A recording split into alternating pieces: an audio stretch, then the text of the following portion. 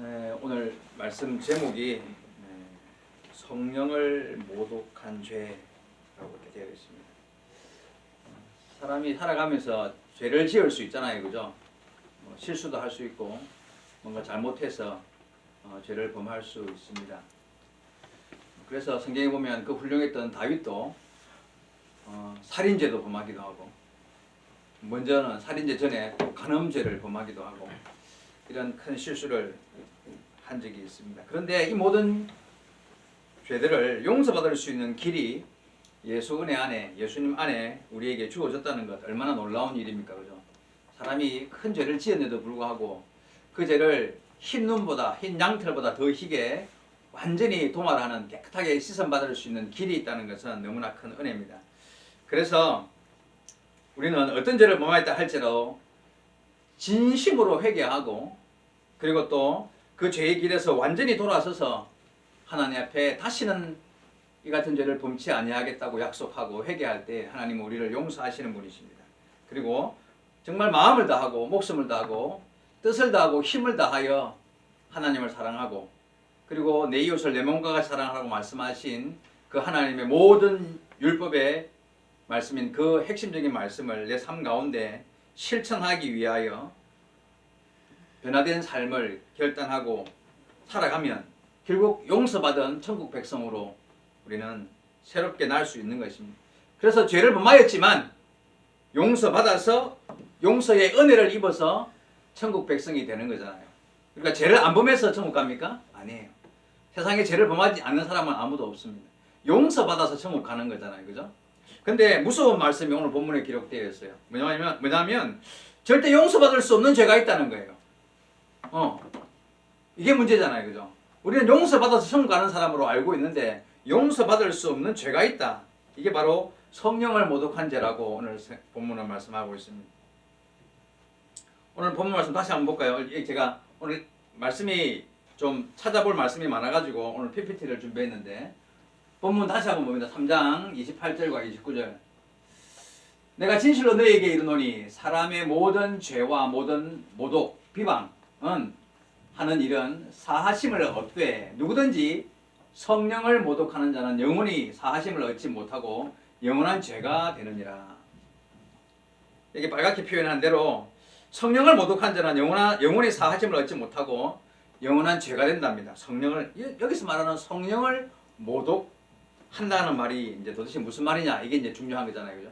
여러분, 우리가 살아가면서 친구들한테 농담 삼아 하는 말로, 야, 넌 나를 모독했어, 이런 말 할 수 있잖아요, 그죠?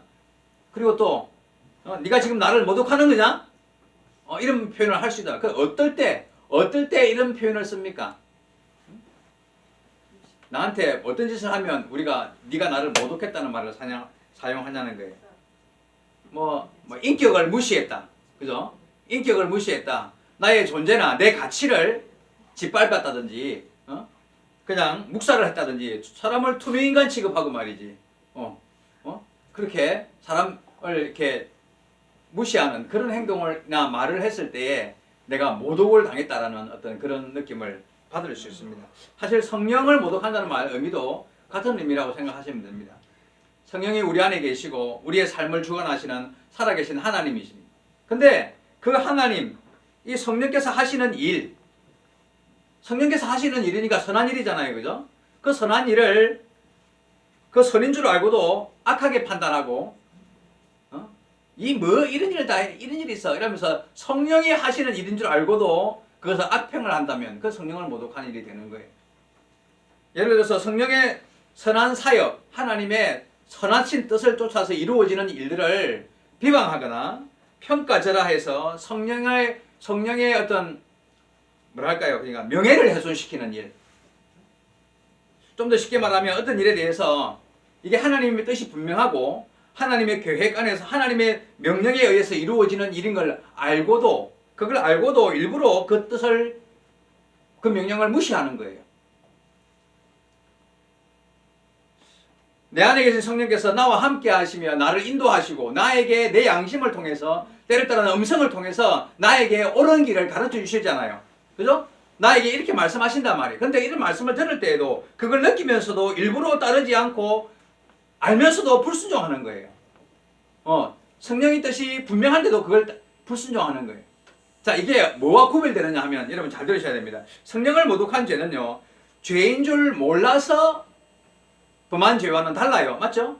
이건 내가 정말 몰라서 죄를 범했다. 이거하고 성령을 모독한 죄는 달라요. 그것뿐만 아니라 성령을 모독한 죄는요, 죄인 줄을 알지만 그런데 사탄의 유혹과 시험 때문에 내가 그 시험과 유혹 때문에 그걸 이기지 못하고 실수로 죄를 범하는 것.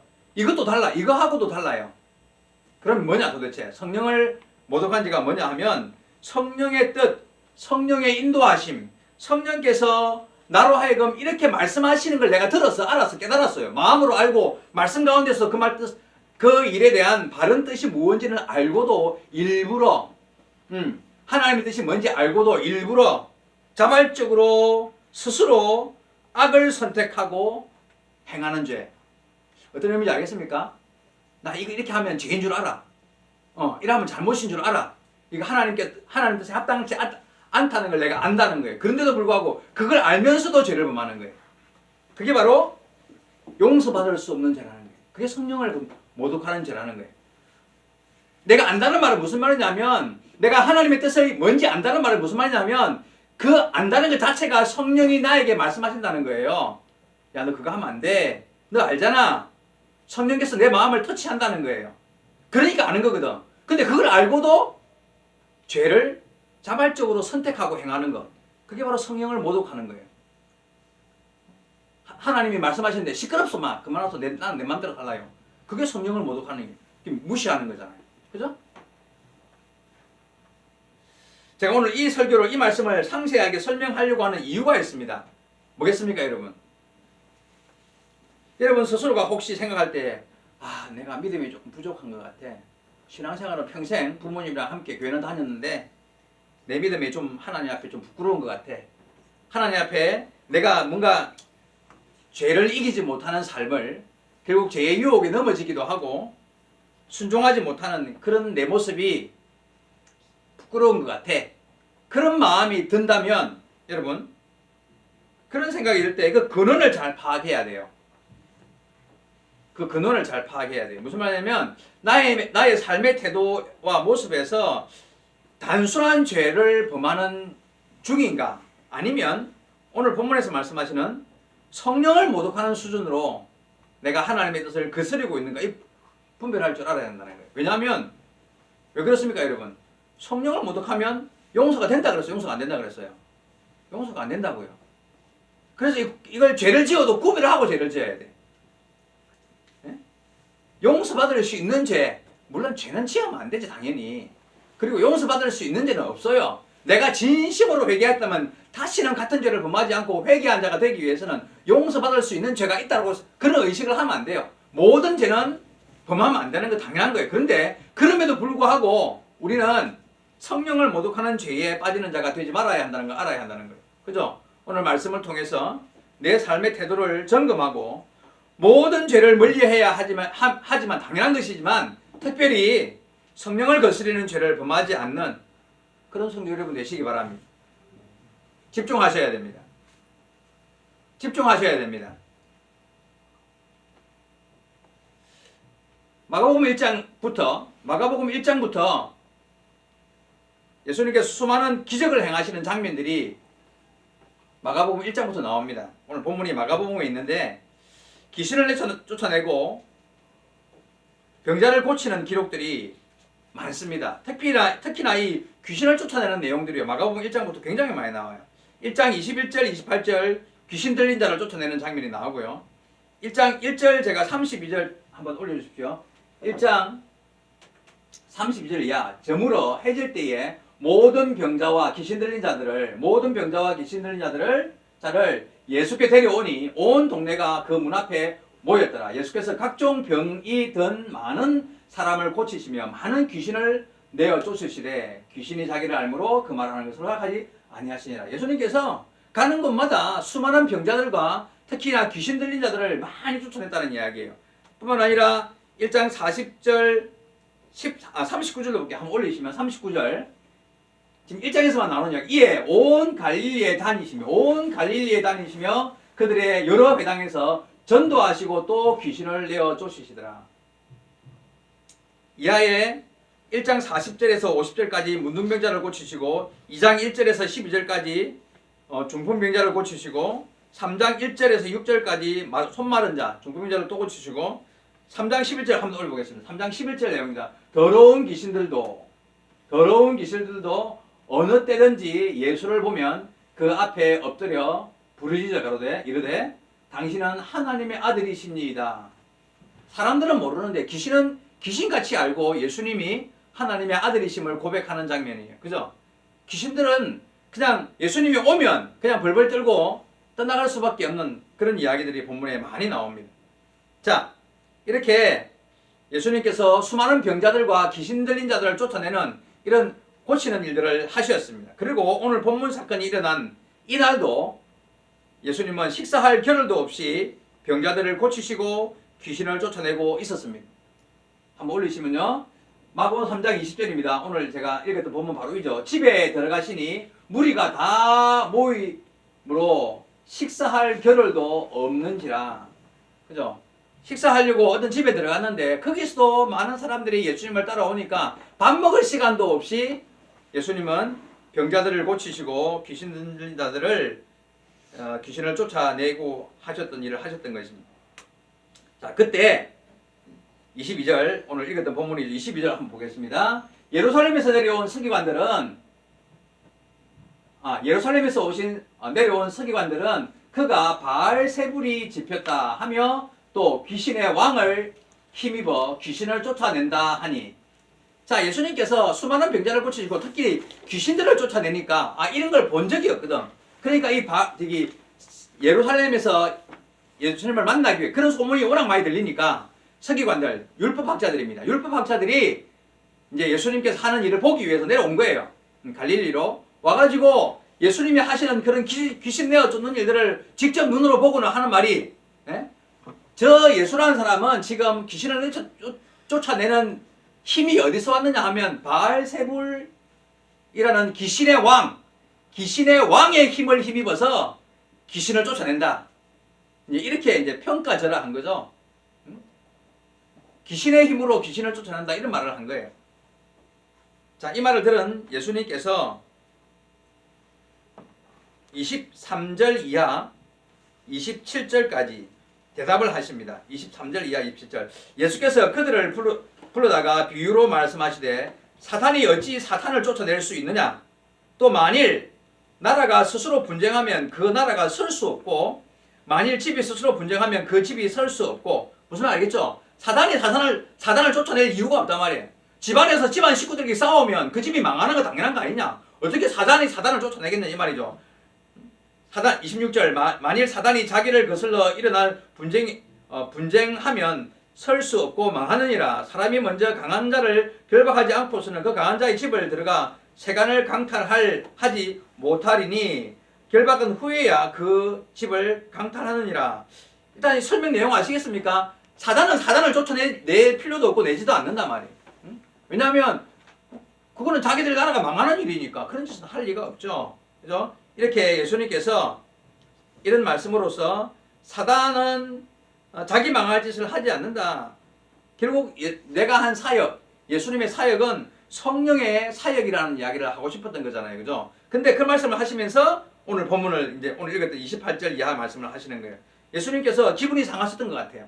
그리고 28절 내가 진실로 너희에게 이르노니 한 장 내려가면 나오죠. 내가 진실로 너희에게 이르노니 사람의 모든 죄와 모든 모독하는 일은 사하시면 어때? 누구든지 성령을 모독하는 자는 영원히 사하심을 얻지 못하고 영원한 죄가 되느니라 하시니 이는 그들이 말하기를 더러운 귀신이 들렸다 하미르라. 바알세불 귀신이 들렸다고 하니까 귀신의 힘으로 귀신을 내어 쫓는다고 하니까 예수님께서 마음이 상하셔가지고 너희들 나를 지금 모독하느냐, 내가 하는 일을 모독하느냐, 내 안에 계신 성령께서 행하시는 이 성령의 사역을 모독하느냐, 그러면 너희는 그 죄는 영원히 사함받을 수 없다. 영원히 사함받을 수 없는 죄가 무슨 죄라고요? 성령을 모독하는 죄. 성령의 사역을 평가절하하고 성령이 하시는 일인 줄 알면서 그걸 악하다고 평하는 것은 성령을 모독하는 죄가 된다고 이야기하십니다. 여러분, 서기관들이 알고 있었습니다. 뭘 알았을까요?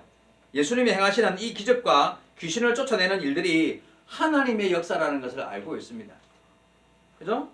성령의 은혜로 이루어지고 있다는 것을 그들이 알고 있었다는 거예요.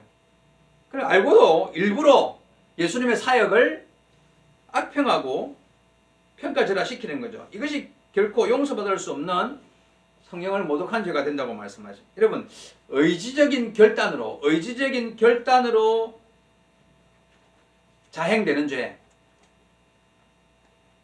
내가 이 죄를 지어야 되겠다, 마음을 먹고 죄를 짓는 죄가 있단 말이에요. 그죠? 반대는 뭐겠습니까? 모르고 짓는 죄지. 나는 정말 죄 지을 마음이 없었는데 모르고 짓는 죄. 아니면 나는 죄 지을 마음이 없는데 한순간 사탄의 유혹과 시험 때문에 넘어져가지고 한순간 넘어져서 나도 모르게 죄를 짓고 보니까 이거 죄를 지었네 라고 나중에서 깨닫는 거. 이거 하고요, 의지적인 결단에 의해서 내가 죄를 지어야 되겠다 마음 먹고 짓는 죄는 분명히 다르다는 거예요. 어떤 의미인지 아시겠습니까 여러분? 한번 올려보겠습니다. 요한 1서입니다. 여러분 잘 보셔야 됩니다. 누구든지 형제가 사망에 이르지 아니하는 죄에 범하는 것을 보거든 구하라. 그러니까 누가 옆에 있는 사람이 죄를 짓는데 그게 죄가 사망에 이르지 않는 죄가 있대요. 그런 거 보면 야 너 죄 짓지 마, 이거 잘못해, 이거 이런 죄라도 지으면 안 돼 라고 말하라는 거. 그리하면 사망에 이르지 아니하는 범죄자들을 위하여 그에게 생명을 주시리라. 그죠? 그런데 사망에 이르는 죄가 있으니 이에 관하여 나는 구하라 하지 않노라.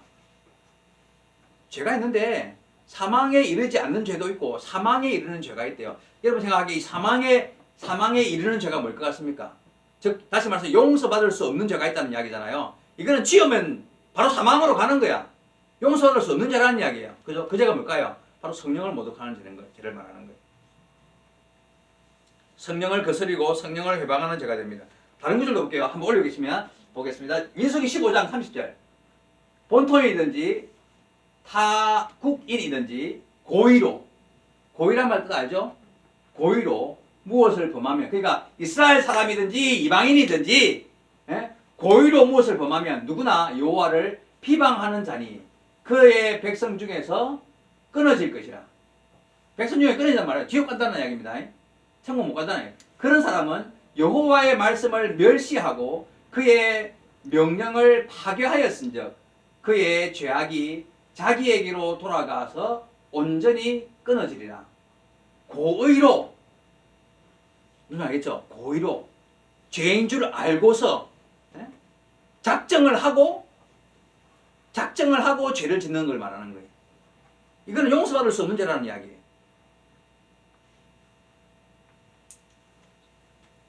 의도적으로 하나님의 명령과 뜻이 분명한 줄 알고도 그 하나님의 권위에 도전하는 죄를 말하는 거죠. 자, 한 절 더 보겠습니다. 히브리서 6장 4에서 6절. 한번 빛을 받고 하늘의 은사를 맛보고 성령에 참여한 바 되고, 이 무슨 말이겠습니까? 예수 믿고 난 후에 성령의 은혜가 뭔지, 말씀을 통해서 하나님의 은혜가 뭔지, 예수 믿는 참된 길, 진리가 뭔지를 깨닫고 난 후에 하나님의 선한 말씀과 내세의 능력을 맛보고, 무슨 알겠죠? 하나님의 은혜가 뭔지 알고 천국과 지옥을 알고 믿음을 가졌음에도 불구하고 그리고 나서 타락한 자들은 다시 새롭게 하여 회개하게 할 수 없나니 이는 그들이 하나님의 아들을 다시 십자가에 못 박아 드러내놓고 욕되게 함이라. 어떤 의미인지 아시겠습니까? 내가 예수 믿었어요. 그리고 정말 천국과 지옥을 알고 성령의 은혜로 은혜를 경험하고 말씀의 교훈을 받아서 바른 삶이 뭔지를 깨닫고 알았는데 그 이후에 작정을 하고 예수를 떠난 거예요. 작정을 하고 나 예수 이제부터 안 믿어 하면서 타락의 길을 걸었습니다. 그런 사람은요, 어떤 죄를 범하는 거라고요? 예수를 다시 십자가에 못 박는, 예수를 다시 십자가에 못 박는 그런 죄를 지었기 때문에 드러내놓고 예수를 못 박는, 이 드러내놓고는 말하면 무슨 말이에요? 이게 바로 고의로 알면서 이런 사람은 그 죄를 용서받을 수 있다는 거예요, 없다는 거예요? 용서받을 수 없다는 거예요.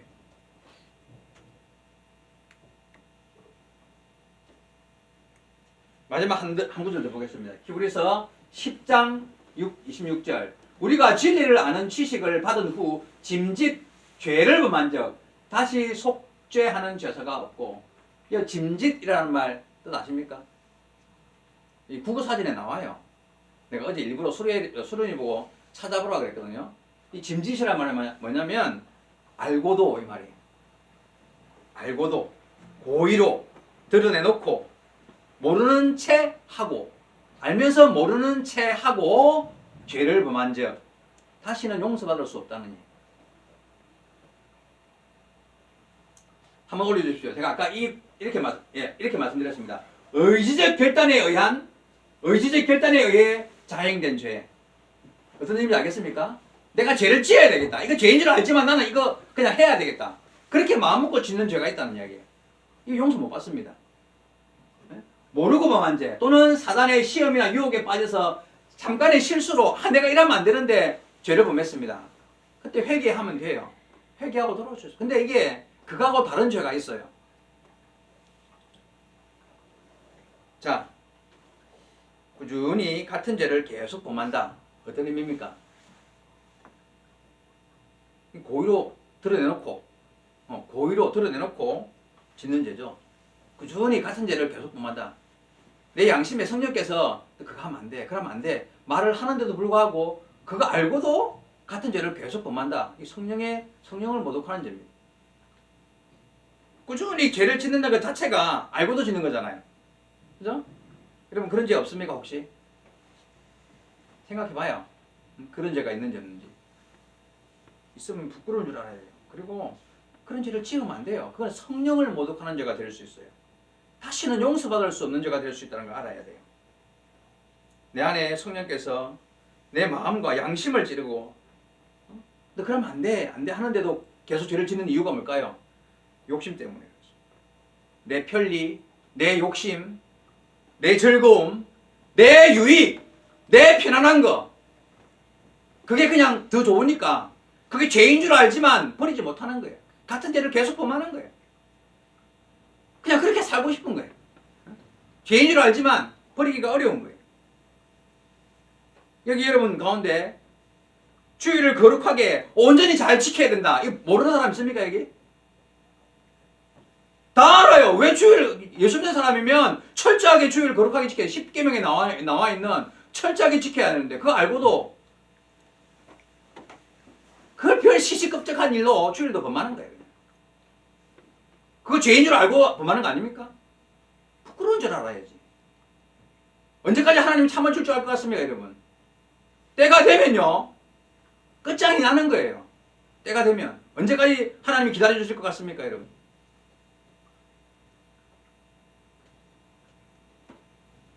성령을 모독하는 죄를 범하지 말아야 됩니다.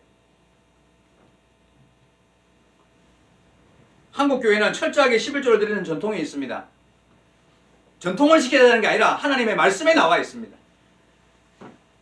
그 전통 때문에 한국 교회가 이렇게 발전했고 우리는 그 전통을 이어가야 할 책임이 있는 사람들입니다.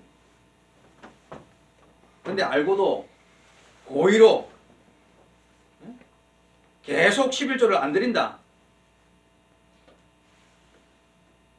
성령을 모독하는 죄 아닙니까? 여러분 집중하셔야 됩니다.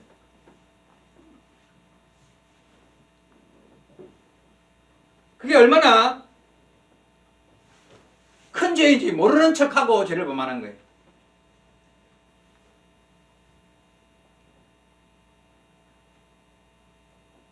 사도 바울은 예수 믿기 전에 정말 큰 죄를 범했던 사람이죠. 어떤 죄를 범했습니까? 예수 믿는 사람을 막 잡아 가두기도 하고 핍박하고요. 막 죽이기까지 했으니까 얼마나 큰 죄를 지었어요, 사도 바울이. 나중에 사도 바울이 예수 믿고 나서 예수 만나고 예수 믿고 난 이후에 얼마나 그 일이 후회스러웠었는지 사도 바울의 글에는요, 그 장면, 자기가 예수 믿기 전에 했던 일들에 대해서 가끔씩 후회하는 이야기들을 해요. 그리고 이런 이야기도 합니다. 디모데전서 1장 13절 한번 올려보겠습니다. 디모데전서 1장 13절 내가 전에는 비방자요, 박해자요, 폭행자였으나 도리어 긍휼을 입은 것은 내가 믿지 아니할 때에 알지 못하고 행하였습니다. 그렇죠? 사도 바울이 전에는 진짜 악을 행하고 비방자요, 폭행자요, 박해자였는데 지금 생각하면 정말 부끄럽고 참 창피한 일이지만 그러나 그때는 내가 믿기 전에 알지 못했을 때 예수가 그리스도라는 사실을 몰랐을 때 예수가 이단자라고 생각했을 때 예수가 이단이라고 생각했을 때 그때 내가 그렇게 믿지 않았을 때 행했던 일이라. 자, 이런 변명 사도 바울의 입장에서 할 수 있어요, 없어요? 사도 바울이니까 가능해. 근데 여러분은요? 이런 변명 할 수 있습니까? 여기 앉아있는 저와 여러분은요, 이런 변명 절대 못해요. 다 예수 믿고 나고 지금도 하나님의 자녀라고 말하면서 예수 믿고 교회 다니는데 내가 알고도 죄를 범한다? 부끄러운 줄 알아야 돼요.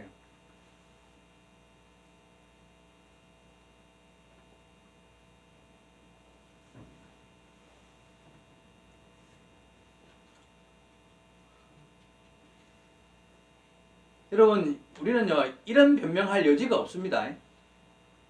지금부터 범하는 모든 죄는 알고도 범하는 죄, 드러내놓고 짐짓 모르는 채 고의로 범하는 죄들이라는 걸 알아야 돼요. 그 죄가 어떤 죄라고요? 성령을 모독하는 죄가 될 수 있다는 걸 알아야 돼요.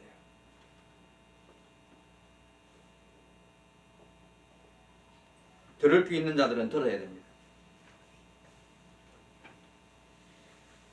이 문제를 어떻게 해결할까요? 어떻게 해결했으면 좋겠습니까, 여러분? 좋은 방법 없습니까? 스스로 한번 방법을 한번 찾아보십시오. 방법이 없습니다. 딱 한 가지 방법, 제일 좋은 방법이 뭐냐면 지금부터 말씀에 순종하기를 결단하는 것밖에 없어요. 그죠? 그 외에 더 좋은 방법이 있으면 누가 한번 말씀해 보시기 바랍니다. 지금부터 주의를 생명처럼 지키기로 마음에 결심을 해야 돼요. 지금부터 철저하게 바른 신앙의 삶을 살기로 결단해야 돼요. 지금부터 말씀을 읽고 기도하고 내가 하나님의 뜻을 발견하기 위해서 바른 신앙의 길을 걷기 위해서 세상의 빛과 소금이 되기 위해서 주님이 말씀하시는 뜻을 순종하기 위해서 내가 어떠한 일을 해야 될까? 말씀 가운데 기도 가운데 답을 찾아야 돼요. 그렇게 하기로 결단하고 실천해야 돼요. 섬김이 뭔지 봉사가 뭔지 교회 와서 내가 무슨 일을 해야 될지 목사님께 상의 드리고 내가 뭐 할까요? 물어보고 옳은 일이 뭘까요? 내가 주님 앞에 정말 바른 신앙의 길을 걸어서 하나님의 자녀로서 부끄럽지 않은 삶을 살겠다고 마음을 먹고 행할 일을 결단하고 해야 돼요. 다른 방법이 있으면 누가 이야기 좀 해봐보세요. 여러분 다시 말씀드립니다. 들을 귀 있는 사람은 듣고 자신의 삶을 고쳐나가야 합니다.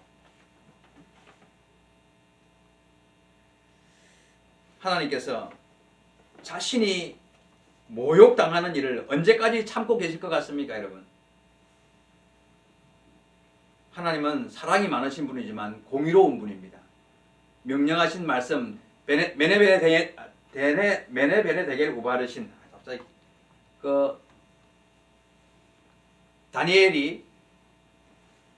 다니엘 때에 갑자기 벽에 하나님의 손가락이 나타나가지고 글을 썼던 그 히브리어 내용이 메네 데겔 우바르신, 발음이 정확히 모르겠습니다. 그 뜻이 뭐였죠? 이루어지고 차고 찼다. 죄악이 차고 차가지고 이제는 하나님이 처단의 때가 되었다. 그런 글이었습니다.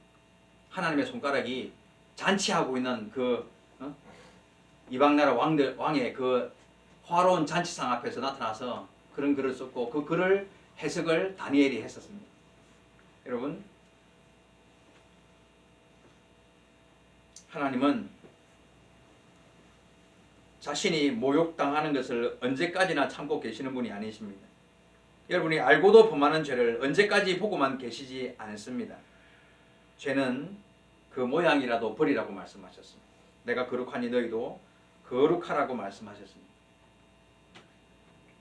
속히 자신의 삶을 돌아보고 회개하고 주님 앞에서 새로운 삶을 결단하고 온전한 믿음의 삶을 살아가기로 결심하는 그런 성도 여러분 되시기 바랍니다. 기도하겠습니다. 살아계신 하나님 아버지 은혜를 감사드립니다. 오늘도 주님 앞에 나와 예배하고 하나님의 말씀으로 교훈 받습니다. 말씀 가운데 성령을 회방하는 죄가 무엇인지를 말씀 가운데 교훈 받습니다. 성령을 모독하는 죄가 무엇인지를 말씀으로 배웁니다. 영원히 용서받을 수 없는 죄가 있다는 것을 우리는 오늘 말씀을 통해 교훈 받습니다. 하나님 앞에 우리의 삶을 늘 돌아보며 부끄럽지 아니한 신앙의 사람으로 살아가기 위해서 다시 한 번 더 주신 말씀을 마음에 새기고 주의 뜻 앞에 신실한 믿음의 사람으로 변화될 수 있도록 우리를 선한 길로 인도하여 주옵소서.